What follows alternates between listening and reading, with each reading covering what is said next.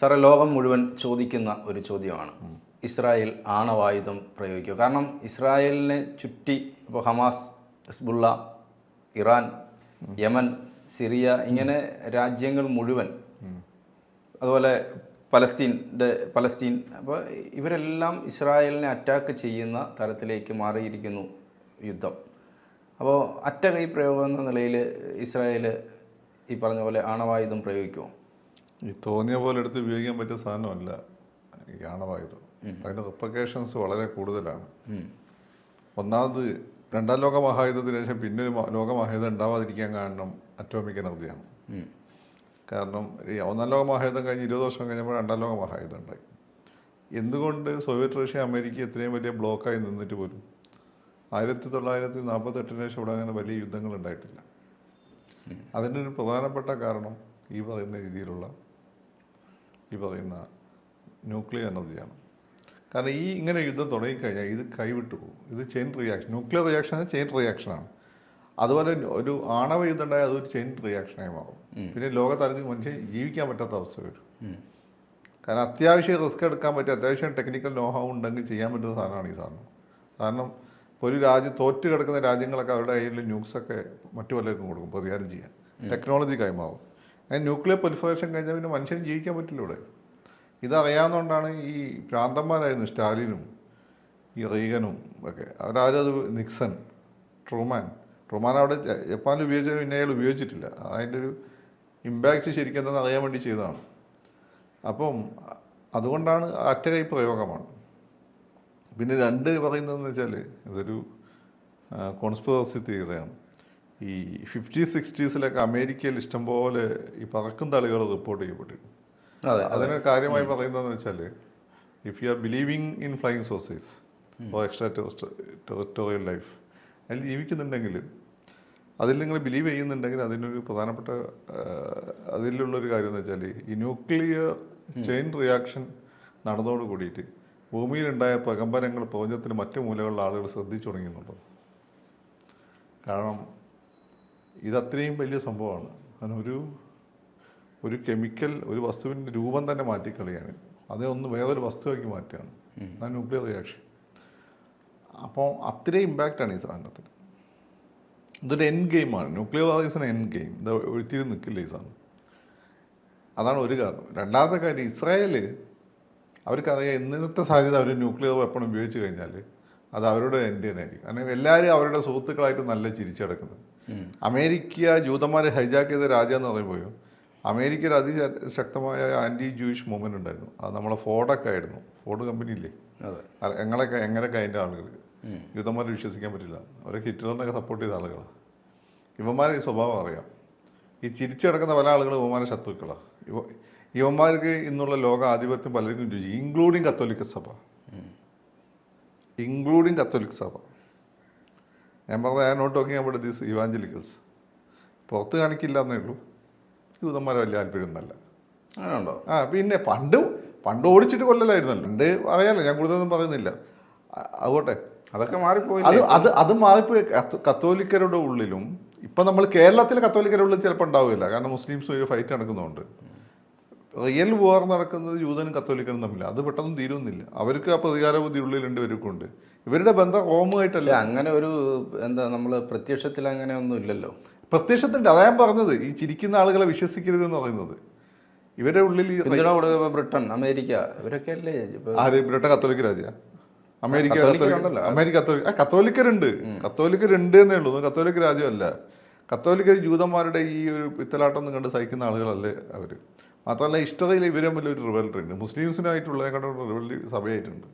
ഇവിടെ കേരളത്തിൽ നിങ്ങൾക്കത് ഫീൽ ചെയ്യാത്ത എന്താണെന്ന് വെച്ചാൽ കേരളത്തിൽ മുസ്ലിം ശത്രുവായ ക്രിസ്ത്യാനിയുടെ ഇടയിലും തിരിച്ചൊക്കെ ഉള്ളതുകൊണ്ട് അതങ്ങനെ. അല്ലാതെ ഇത് വളരെ അണ്ടക്കറണ്ടായിട്ട് കിടക്കും. കേരളത്തിൽ നിങ്ങൾ കാണാത്ത ഇസ്രായേലിനെക്കാട്ടും വലിയ ഡീപ് സ്റ്റേറ്റ് ഉണ്ട് ഈ ലോകത്ത്. അറിയോ? അത് വത്തിക്കാനാണ്. വത്തിക്കാൻ അറിയാവുന്ന അത്ര രഹസ്യങ്ങൾ. വത്തിക്കാൻ്റെ പ്ലാൻ പോലത്തുള്ള പ്ലാൻ ലോകത്താർക്കും ഇല്ല. വത്തിക്കാൻ പക്ഷേ ഈ ബ്രിട്ടീഷ് രാജകുടുംബത്തെ പറ്റി പറഞ്ഞതിൻ്റെ കാര്യം അവരൊന്നിനും ഇടപെട്ടിട്ട് പ്രശ്നം ഉണ്ടാക്കാൻ നിൽക്കില്ല. നിങ്ങൾ പറഞ്ഞു കത്തോലിക്ക സഭ മൊത്തം ഏലിയൻസാണ്. നിങ്ങൾ പറഞ്ഞു അപ്പം മൈൻഡ് ഇല്ലല്ലോ. കത്തോലിക്ക സഭത്തിനെ പ്രതികരിച്ച് നിങ്ങൾ കണ്ടിട്ടുണ്ടോ? ഈ ലോകത്തെ ഏറ്റവും ശക്തമായ ഇൻസ്റ്റിറ്റ്യൂഷൻ റോമൻ കത്തോലിക് ചർച്ചാണ്. അത് കുലുക്കാനും പറ്റില്ല അതിനെപ്പറ്റി നിങ്ങൾക്ക് വല്ല ധാരണയുണ്ട് എന്താ അവിടെ ഉള്ളത്? അതിൻ്റെ മുന്നേ ജൂതന്മാരൊന്നും ഒരു ചുക്കുമല്ല.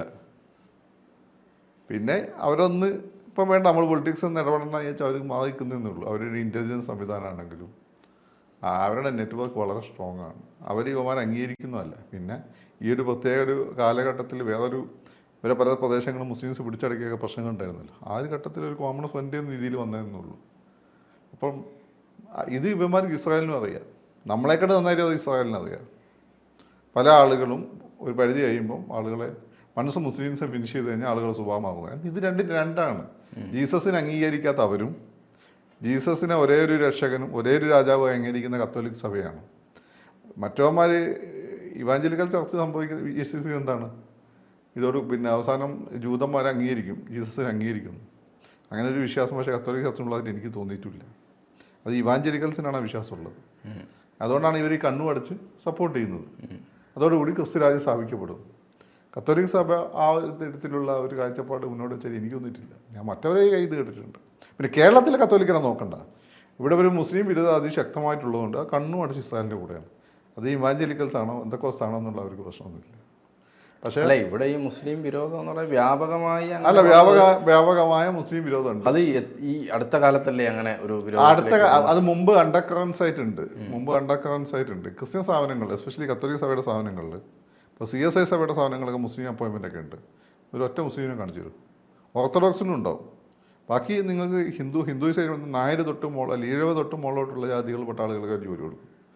എത്ര സെക്കുലറാണ് എത്ര അല്ലാതെ തന്നിട്ടുള്ള കാര്യമില്ല. അവർക്ക് കൊടുക്കാനൊക്കെ ആഗ്രഹമുണ്ടാവും, പക്ഷേ ആ സിസ്റ്റം സമ്മതിക്കില്ല. അപ്പോൾ പക്ഷേ സ്കൂൾ അഡ്മിഷൻ, കോളേജ് അഡ്മിഷൻ കുട്ടികൾക്കൊക്കെ കൊടുക്കും. ആ കുട്ടികളൊക്കെ വളർന്ന് വലിയ നിലയിലെത്തണം. ഇപ്പം ഞാനൊക്കെ തന്നെ ഇന്ന് ഈ രീതിയിലേക്ക് എത്തുന്നതിൽ വലിയൊരു പങ്ക് ക്രിസ്ത്യാനികൾക്കുണ്ട്, പല സഭകളിൽപ്പെട്ട്. ഞാനതുകൊണ്ടാണ് എനിക്ക് സഭയോട് അല്ലെങ്കിൽ ക്രിസ്ത്യാനിയോട് ഇഷ്ടം തോന്നുന്ന 2 കാരണങ്ങളാണ്. ഒന്ന്, എനിക്ക് ബൈബിളിനോടുള്ള സ്നേഹം, പുതിയ നിയമത്തോടുള്ള സ്നേഹം. പഴയ നിയമം ഞാൻ മഹാഭാരതം വായിക്കും പോലെ എൻജോയ് ചെയ്ത് വായിക്കുന്നത്. ബൈബിൾ നമുക്കൊരു അടുപ്പം തോന്നുന്നൊരു പുസ്തകമാണ്. രണ്ടാമത്തത്, എൻ്റെ ജീവിതത്തിൽ ഞാൻ പഠിച്ച ക്രിസ്ത്യൻ സ്ഥാപനങ്ങൾ പഠിച്ചിട്ടുണ്ട്. എൻ്റെ ജീവിതത്തിൽ പല നിർണായക ഘട്ടങ്ങളും കൈത്താങ്ങായി വന്ന ക്രിസ്ത്യാനികളാണ്. എലോങ് വിത്ത് ഹിന്ദുസ് ഫസ്റ്റ് വരും, സെക്കൻഡ് ക്രിസ്ത്യാനികളാണ്.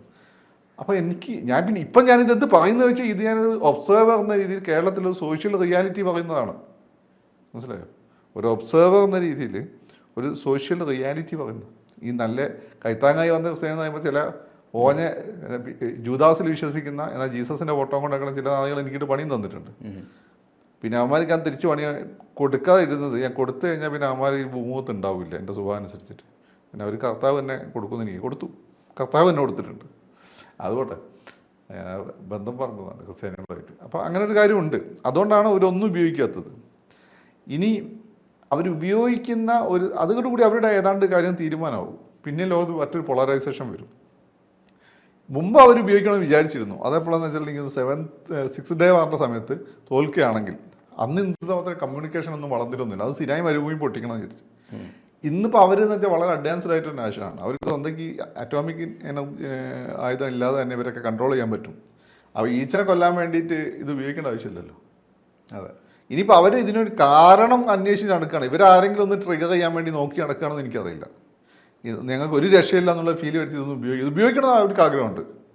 ഇതിനൊരു ഇമ്പാക്റ്റ് എന്ന് വെച്ചാൽ ഇത് ഉപയോഗിച്ച് കൂടിയിട്ടാണ് അമേരിക്ക ചോദ്യം ചെയ്യാത്ത ശക്തിയായിട്ട് മാറിയത്. ന്യൂക്ലിയർ ആയുധത്തിന് അങ്ങനെ പ്രശ്നമുണ്ട്. ഇത് സാധനം ഉണ്ടായിട്ട് മാത്രമല്ല ഉപയോഗിച്ച് കൂടി കാണിച്ചു കൊടുക്കണം. അപ്പോൾ ഒന്ന് ഉപയോഗിച്ച് കാണിക്കണം എന്ന് അവർക്കുണ്ട്. പക്ഷേ പ്രശ്നമെന്ന് വെച്ചാൽ അതുണ്ടാക്കുന്ന റിപ്പർക്കേഷൻസ് വളരെ ഭീകരമായിരിക്കും. അത് അവർ ഭയക്കുന്നുണ്ട്. 2, അപ്പോൾ അതുകൊണ്ടാണ് ഒന്നും ചെയ്യാത്തത്. രണ്ടാമത്തെ കാര്യം എന്ന് വെച്ചാൽ ഈ പറയുന്നത് പോലെ അങ്ങനെ ഞങ്ങൾക്ക് മറ്റൊരു വഴിയില്ലാത്ത രീതിയിൽ ലോകത്തിന് കാണിച്ചു കൊടുക്കണം, അങ്ങനെ വേണമെങ്കിൽ എന്നവർ വിചാരിക്കുന്നുണ്ടാവും.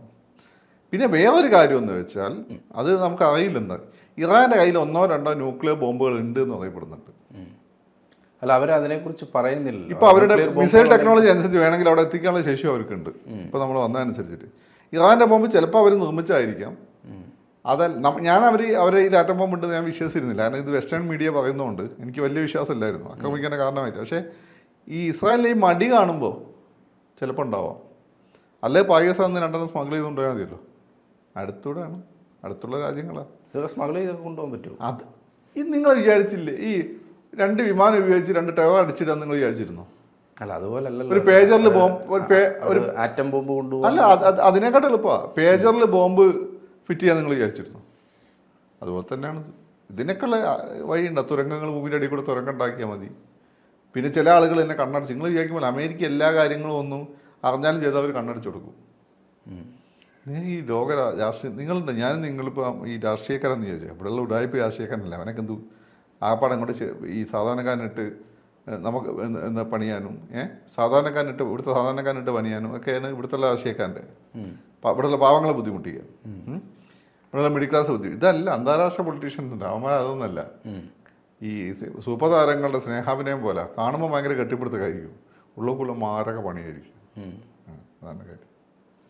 അതാണ് അപ്പോൾ ഈ ഇസ്രായേൽ നമ്മൾ നേരത്തെ പറഞ്ഞ പോലെ അവരുടെ കയ്യിൽ ആണവ ആയുധം ഒന്നും ഉള്ളതായിട്ട് സ്ഥിരീകരിക്കുക പറയുമെന്ന്, പക്ഷേ നമുക്കറിയാം അവരുടെ കയ്യിലുണ്ട് എന്നുള്ളതറിയാം. നമുക്കതും കൂടെ പറഞ്ഞ് അവസാനിപ്പിക്കാം. എന്തായാലും അറ്റ കൈക്ക് അത് പ്രയോഗിക്കാൻ സാധ്യതയില്ല എന്ന് തന്നെ നമുക്ക്. അല്ല, ഇത് കാര്യം എന്ന് വെച്ചാൽ നമ്മൾ തീർത്ത് പറയണ്ട, സാഹചര്യം ഉണ്ടാക്കി ഒന്ന് പ്രയോഗിച്ച് നോക്കാമെന്ന് അവർ ചിലപ്പോൾ വിചാരിക്കുന്നുണ്ടാവും. നമുക്കിപ്പോൾ സാധ്യതകൾ മാത്രമേ മുന്നോട്ട് വെക്കാൻ പറ്റിയിട്ടുള്ളൂ. സാധ്യതകൾ ഈ പറഞ്ഞതൊക്കെ തന്നെയാണ്.